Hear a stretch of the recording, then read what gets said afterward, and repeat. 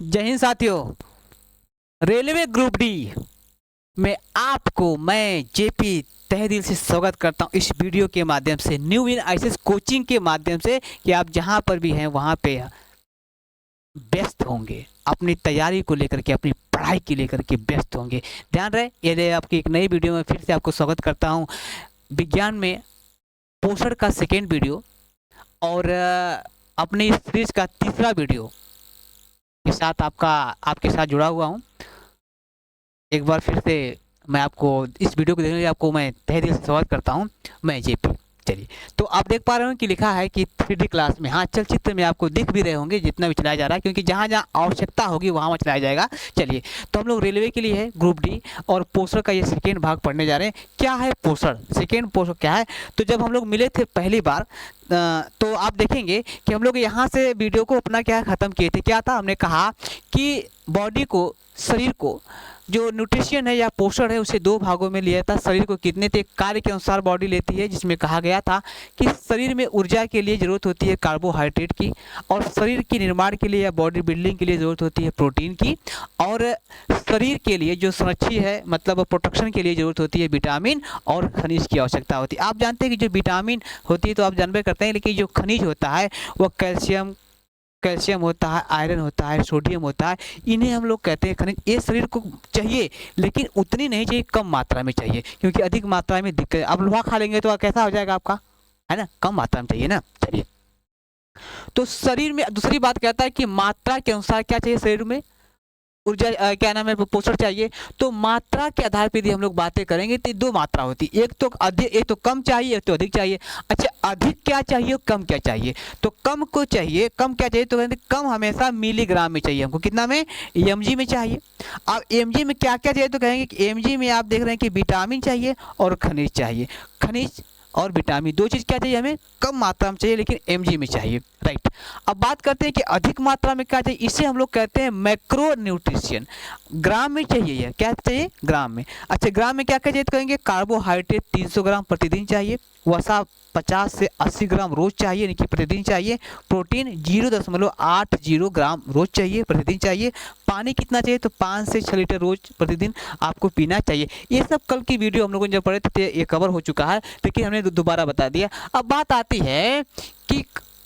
आती है कि पोषण में सबसे पहला हमने कहा कि सबसे जो अधिक मात्रा में चाहिए वो चाहिए कार्बोहाइड्रेट। तो कार्बोहाइड्रेट क्या है, ये लिखा भी है कार्बोहाइड्रेट, इसे हम लोग शर्करा के नाम से जानते भी है। चलिए, तो कार्बोहाइड्रेट क्या है, कह रहा है कि यह ऊर्जा देने वाला पोषक तत्व है। कौन सा तत्व है? पोषक तत्व, जो बॉडी को, शरीर को, किसी भी जीव को जो पोषण है वह ऊर्जा देता है।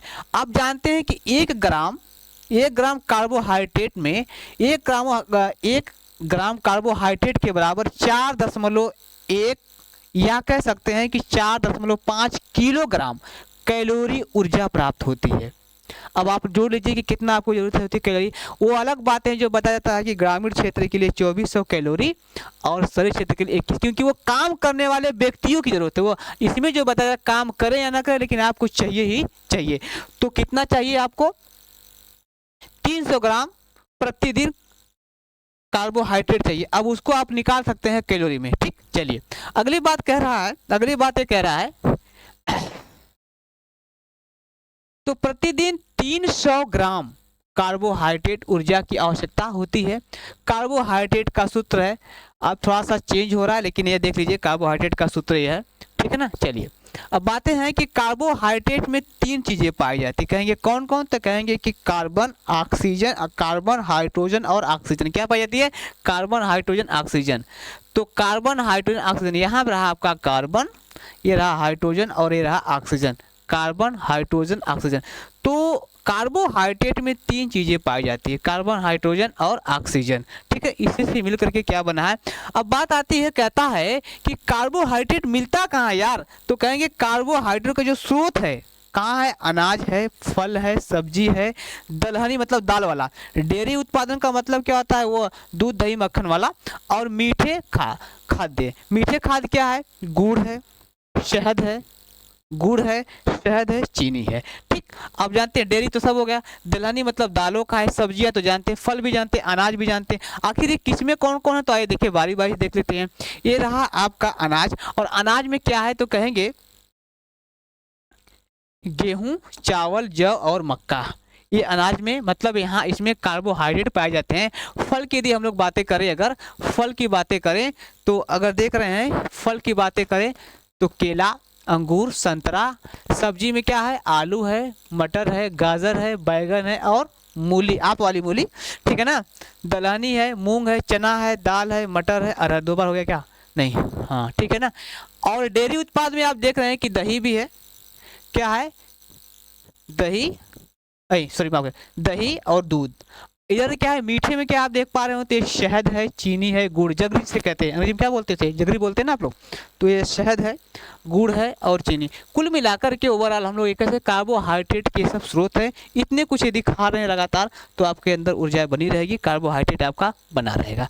अब प्रश्न ये बनता है कि कार्बोहाइड्रेट का पाचन शरीर में होता कैसे है, पाचन कैसे होता है। तो सबसे पहले समझिए कि पाचन के बारे में यदि हम लोग बातें करें तो मैं एक बात बोल रहा हूं यहाँ पे,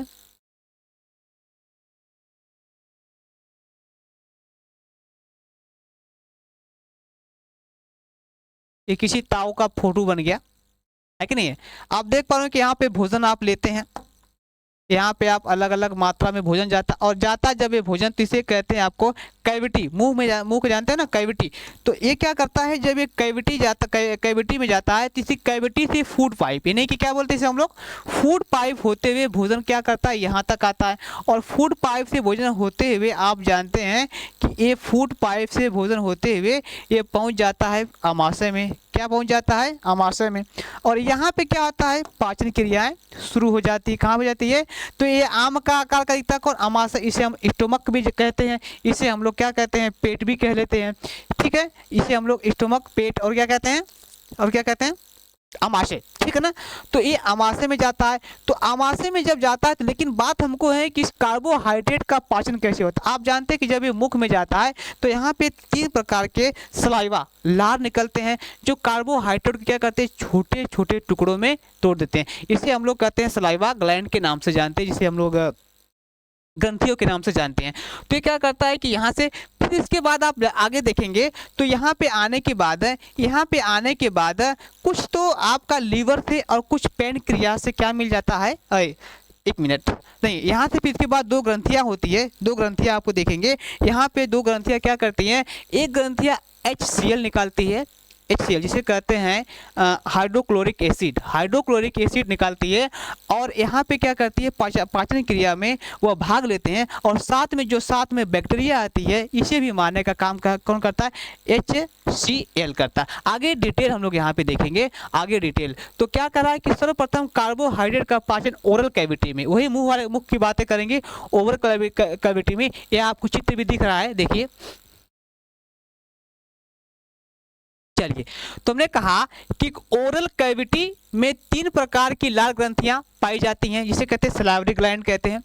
अब ये कौन कौन सी हैं ग्लैंड, या कौन कौन सी जो ग्रंथियां हैं, तो ये है आपको पैरोटाइड ग्लैंड, कौन है, पैरोटाइड ग्लैंड, सब मैंडिबुलर ग्लैंड है। तीसरा क्या है, सबलिंगुलर ग्लैंड। ये 3 प्रकार की जो ग्लैंड अर्थात 3 प्रकार की जो ग्रंथियां हैं, यह माउथ में अर्थात मुंह में निकलती है, लार के। और यही क्या करती है, भोजन को या कार्बोहाइड्रेट को क्या करती है, छोटे छोटे टुकड़ों में तोड़ देती है, छोटे छोटे टुकड़ों में क्या करती है, तोड़ देती है। और अब पाचन क्रिया के लिए थोड़ा सा वो तैयार जाता है, लेकिन अभी नहीं पाचन पूरा हुआ, अभी तो 50% हुआ। बाद में धीमे धीमे आपको आमाशय में जाएगा, फिर छोटी आंत में जाएगा, फिर बड़ी आंत में जाएगा, फिर क्या होगा, बाहर निकल जाएगा, है कि नहीं है, सुबह में।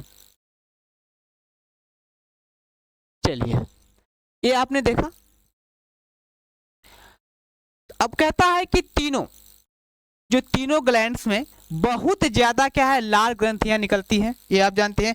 भोजन इन्हीं तीनों में घुलकर छोटे छोटे टुकड़ों में बढ़ जाते हैं। कौन बढ़ जाता है, भोजन आपका छोटे छोटे अब टुकड़ों में बढ़ जाता है, किसके लिए, पचने के लिए अब तैयार हो जाता है।